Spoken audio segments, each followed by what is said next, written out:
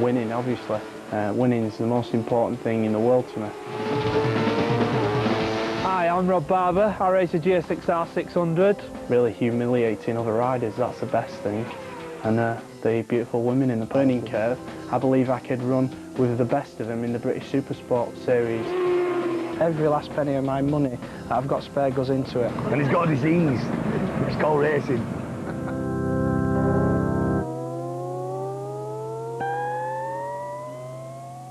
Well, I started off doing track days with my dad. Had motocrosses as a kid and trials bikes and things, and beat my dad on the track first time out. Somebody hung a shirt up in his wardrobe, and the shirt, not the hanger, but the shirt fell down onto a bit of furring in the wardrobe. And as from then on, nobody's allowed, when he's got bike bits in there, to go in and clean at all. The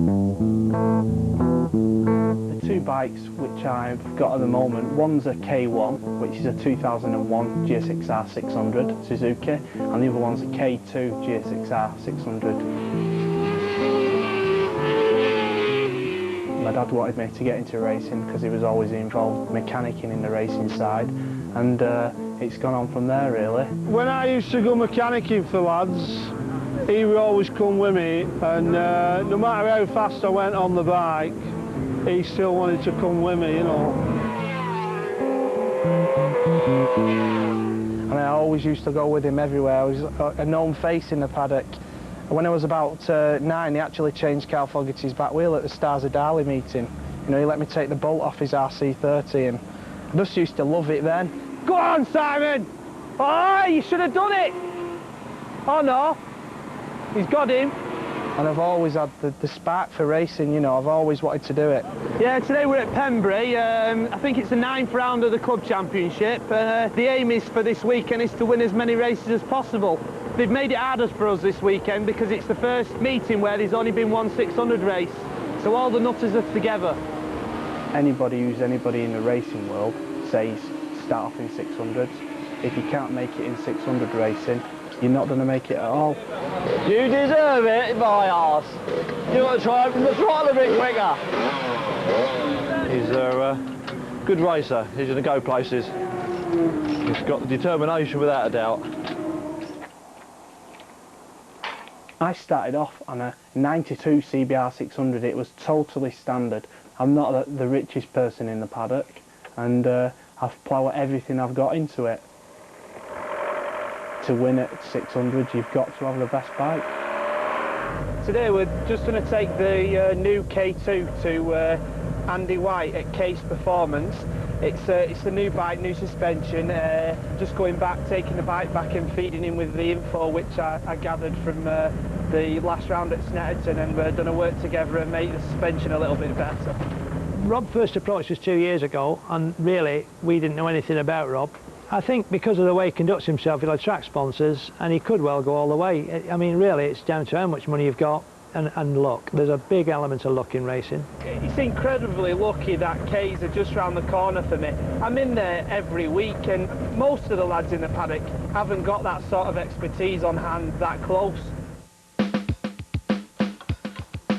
Basically, we try and educate riders to think for themselves. You don't have to understand how the shock absorber works or the forks, just to know how you affect it by changing the settings.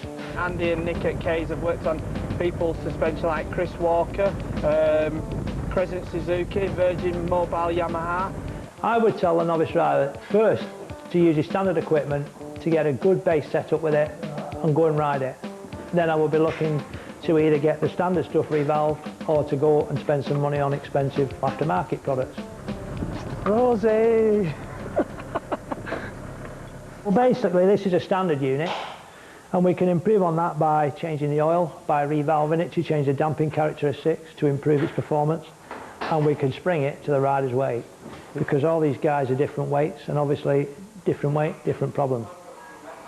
Whether it's 8 o'clock in the morning at the paddock just after first practice on a Sunday morning, he always answers his phone and helps me out. He's been in suspension for a long time. He's been riding motocross, speedway, road racing for about 30 years, I think, now. I mean, then we go on to aftermarket shocks. Now, this is a WP emulsion shock, which is sort of the next stage up with the ride height adjustment and rebound damping, just gives the rider more adjustment. Better made, better performance. And then from that we go to an Öhlins. It's got a ride height adjuster on it, so you can adjust its length, which will give you better turning facilities. This also has a hydraulic spring jacker, which you adjust here, which alters the preload on the spring. And then we have low speed damping and high speed compression damping. I've got more preload on this one than my wet bike. Yeah, it's still bottoming out. It really is a black art suspension setup, and I've been racing now for 3 years and working with Andy for 3 years, and I still don't fully understand the differences. The advantages in something like this are, obviously for a racer, the ultimate is time.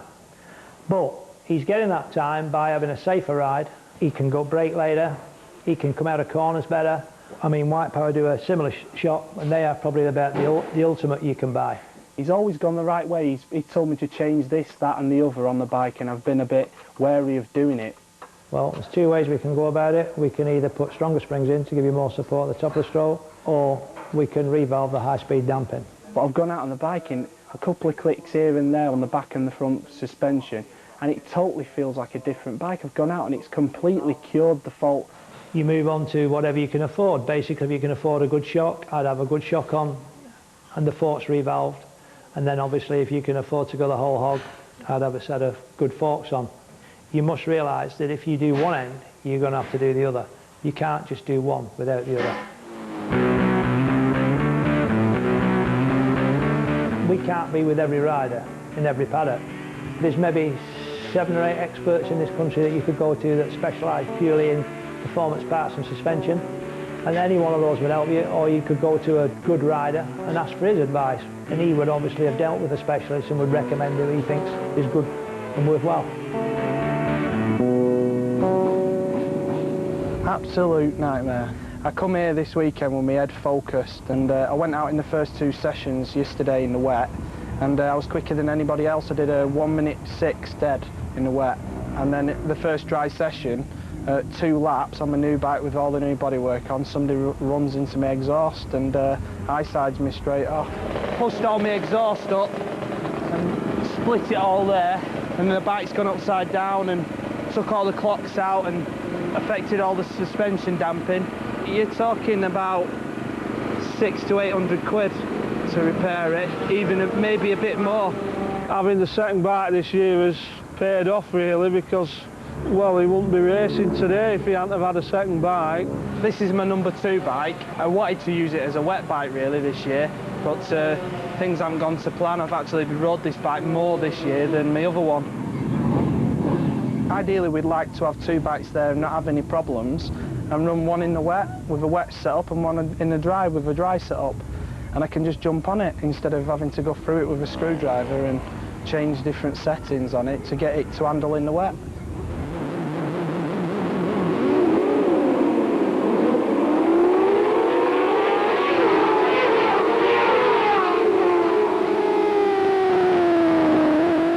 I don't think novices do realise how important suspension setup is. A tuned engine sometimes can make the bike unrideable. When you're a novice, I think you should get a road bike, strip the road gear off, go and sell it, get as much money as you can for the road gear, and go out and buy a really decent suspension setup. Some of these novices are really scared, but other ones like want to be on the front row of the grid, and it's like first corner. You know, they just carnage. You learn the hard way, as I have found out. You know, I always learn the hard way, and everybody else does. You know. As far as me trying to set the bike up for him, it's hard work because I don't get a lot of feedback. He seems to just ride it, you know. You're trying your best to try and get feedback out of the bike, and all I can think about is where I'm going and who I'm overtaking. The person who's at the side of me on the grid, who's not got a tuned engine and hasn't got the best suspension on, he's never going to beat me, even if he's a higher standard rider. Suspension and handling of the bike is everything, and if you haven't got that, then you're never going to get confidence in the bike.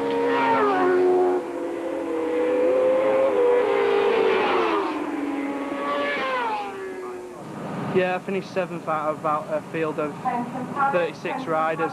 It's not a good circuit for me, Pembrey.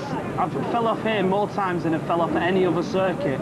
We'll leave this weekend, try and get that bike set up for Oldham Park, which is my local circuit, my favourite circuit, and we'll be on full power again. Oh well, tomorrow brings another day.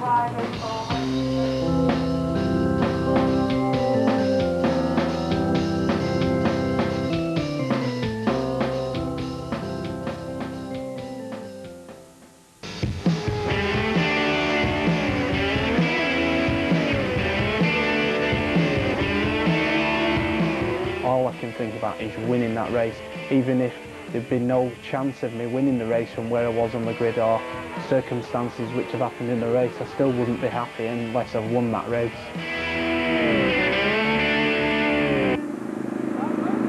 This is once a year really. Oldham Park's a local circuit, it's easy for people to get here. Put the marquee on for people, put a bit of food on for everybody who's helped me through the year and attract a bigger crowd for next year. He can't hold his beer. No. He's always sick. Comes out with me and he's always sick. It's like 3 or 4 pints and that's him. Cheeky Vimtos. Cheeky Vimtos is his favourite drink. We wouldn't be where we are now without me uncle and auntie. You've got to have the money there available, you know, especially when you're crashing and you're getting £1,000 bills to repair the bike and then you're blowing them up and it's costing you £2 to rebuild an engine. It's about £30,000 a year what we put into it. And like we bought him 2 bikes, a little bit more, a little bit less, you know. It's around that figure, I'd say. Would you? Yeah. Yeah. I would say. Would you? Yeah. Yeah. How much you put in? 2 bob. Right. This is the K1 bike which I rode at Pembrey. I went out in first practice on Friday and it was damp and I put intermediate tyres on and rode round everywhere, felt it was brilliant, and I went into the first corner, Old Hall, and hit a big wet patch and went down and smashed this one up now. It just never ends. This is Robert's K2 bike, which we hope to be using today. The other week at Pembrey it got slightly damaged. Since you last saw it, we've had to have it all painted. We've had to have a complete end can and middle piece for the exhaust. The forks, we've had to have new tops on them and new needles on the inside. And that were about basic labour, but that total bill come to over £1,000. It all depends on Robert. If he wants to do it, we'll back him all the way. But if he's not interested, I'm not going to keep throwing money at him. What's your head on the My friend was going out with a pole dancer. He arranged them to come down and watch me race, and That's all everybody talks about all year is my girls, my Barber girls.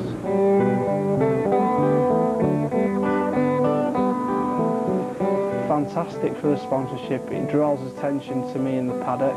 The ones you brought last time were rotten. Were horrible.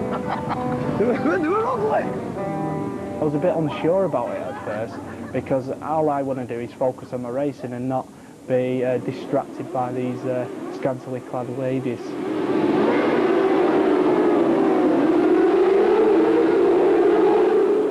The worst circuit for me has got to be Mallory Park. I've seen 2 people killed at the S's there in 2 separate races that I've had, which I've nearly been caught up in. There's been a couple of nasty incidents. One of the guys from the new area unfortunately died at Donington. It is close racing. As for today, there's a second between 1st and 16th place. The other classes, you say maybe half a dozen what you would think, yeah, he might win today, but with the 600s, there's like 10 or 12 of them what could win on the day, you know, so that's how close it is, you know. You know, we're as quick as the pro bikes in Sounds of Thunder, you know, and they're on like mega machinery, like double the CCs. Yeah, that's close racing, and people do get a bit uptight about it. No, I've got it. You've got to have a penalty for that. What? If you slow down. I slowed down. Got a brilliant start, and then it just went a bit pear-shaped going into the S's. Went straight on, but I made sure I didn't make any time up, and I didn't make any places up because I was leading. So as long as you rejoined and didn't gain an advantage, it's not a problem? I was leading, but I did join and didn't get any advantage. I made sure I slowed down to where they was before. So the clerk of the course has said, yeah, I'm not getting a time penalty, which is brilliant news. So I get the second place. Mate, yeah, I know we're mates, but it's in the heat of the moment you're telling me I'm cheating. Well, that's how it come across anyway. Yeah. Good race. Yeah, cheers, mate. The suspension is absolutely spot on. The only thing is, for the next race, I'm going to put a 48 2 sprocket on the back. Just down gear it a bit because it's hitting rev limiter a lot. It's easy to ride quick if the bike feels comfortable and you're happy and not scaring yourself anywhere. And it's easy to ride fast. Anybody could do it. Hi, my name's Rod Lynn. I'm riding an Aprilia Milliard in the New Era Super Club Sound of Thunder Championships. This is Richard from Olins. He's here today to try and teach us some suspension techniques. Suspension is a very, very important part, and people are now understanding that to go fast, the suspension needs to work right. And if you're not doing this, you're not going to go quick. The first thing we'll ever do is we'll always measure the bike up as the rider's been riding it. Like you can come up on the handlebar with Dom, a particular given bike, whether it be a 125, 250, 600 Super Sport or Superbike, needs to have a given sag. The preload determines the sag on the bike, and we will adjust the suspension on the springs, front and rear, and we will make sure that the bike is set within this given range. Therefore we can start working with the rider to ascertain the best setup for the particular rider. I mean, the best thing for you to do is go out and do a few laps now, and then if you've got any particular problem, then we'll make some changes throughout the day.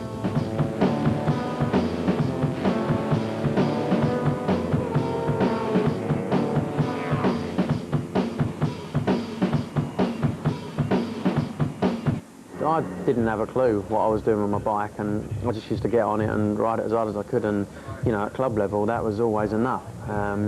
But what you find is that the higher the level of racing you go, you know, obviously the more important it is that everything's right. A lot of the amateur riders actually come to us. They don't even look at setting their bikes up. The spring rate and the springs is what holds the bike in a given attitude. This is a ballpark area for starting the bike in the right geometry. From there, go to the rebound damping. Control the spring coming back. Otherwise we've got a pogo stick. You can do this by bouncing on the bike. If it coils back too quickly, then put some damping on it so that it comes back at a sensible rate. If it's diving too quickly, we can stop this dive with the compression damping. So it's all a matter of balancing the spring and the damping to control the spring. So always work spring preload, rebound damping, then compression damping, and then work from these areas. We always end up starting a race meeting with a bike that's, you know, half decent, pretty good, ready to go sort of thing, and you get out and as you start to ride harder and harder, you'll come across a problem and you'll maybe fix that problem. But because you fix that problem, you'll go that much faster that you'll perhaps bring on another problem. And, you know, we just chip away, and, you know, usually by the Sunday we've got a bike that's capable of winning races, and that's what it's all about. So, you know, if he's happy with the bike, we don't have to make too many changes. If your rider's not confident, he might want to make changes. You know, it can create a lot more work for you. You might not necessarily go quicker. If you're in a situation at the start of the race where the heavens open, generally it's just a matter of 2 to 3 mil of preload off, open the clickers up a couple on the compression. Leave the rebound the same. Rebound doesn't really affect it in the wet so much. Basically work on the compression and preload, just so the suspension works more, therefore keeps the tyre in contact with the ground more.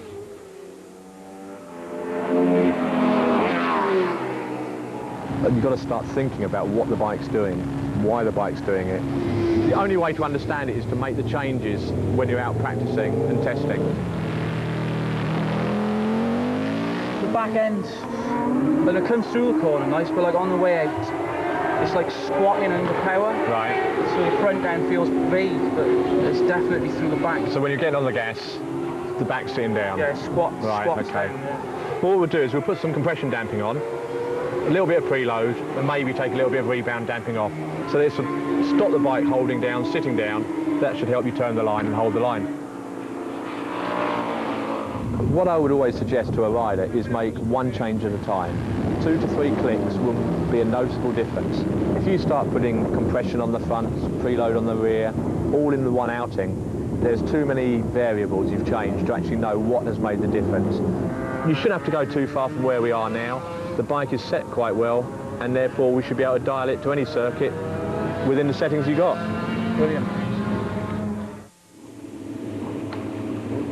My eyes, when I'm on the grid, all I do is get behind my screen, waiting for the red light to come on, ready to start the race and get as best position I can off the grid.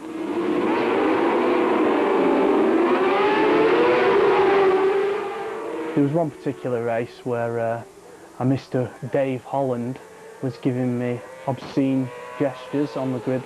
You know, Nescafe. Robert falls for it more than others because he's still young. These older guys wind him up the best way they can, you know. Yeah, just give him a tap in the old holding bay, you know, with a foot, and I'm having you, and it just worked to my advantage. Half a second is half a second, no matter which way you do it. It only lasted a lap and then I binned it. Dave Holland taught me an important lesson that day, and that's not to let any other rider wind me up. It was at an all-time low. We were going to pack up, and you know, things weren't going to plan. He thought he was going to win everything, and it didn't always plan out like that. It turns out we've become best of friends now.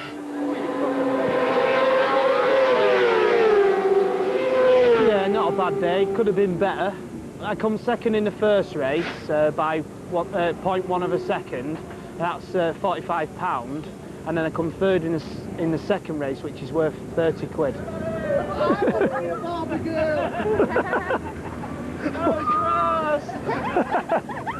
on, girls, not my house. Rob's not a bad shot, actually. No, he's a really nice guy. He's doing very, very well. Gets a bit hot-headed. We have had his problems, haven't we, Rob? Yeah, we have, mate, yeah. Fast rider, he's young, and he should go far. Idiots like me. Just get in my way. A bit overweight, you know. Little jog knob, but I am a Rob Barber fan.